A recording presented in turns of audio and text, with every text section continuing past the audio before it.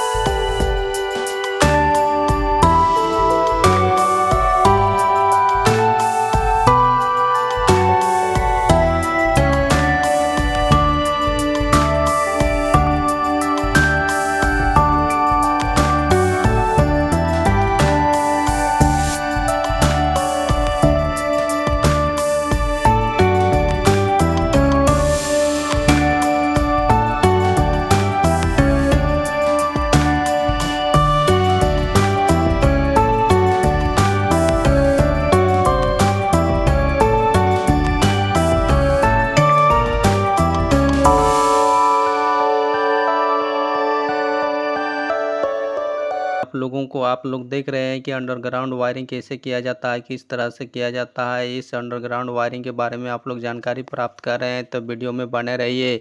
इस चैनल पर आप लोगों को इस तरह से इलेक्ट्रिकल के बारे में बहुत सारा जानकारी आगे भी मिलते रहेगा। तो फ्रेंड्स, आप लोगों से हम यही रिक्वेस्ट करते हैं कि इस चैनल को ज़्यादा से ज़्यादा सब्सक्राइब कीजिए, वीडियो को लाइक और शेयर कीजिए, ताकि आप लोगों के लिए हम जब भी वीडियो डालेंगे तो सबसे पहले नोटिफिकेशन आप लोगों तक पहुंच जाएगा और इस तरह से वीडियो देखने के लिए मिलेगा। तो ये था फ्रेंड्स आज का हमारा वीडियो। मिलते हैं अगले वीडियो में, तब तक के लिए धन्यवाद।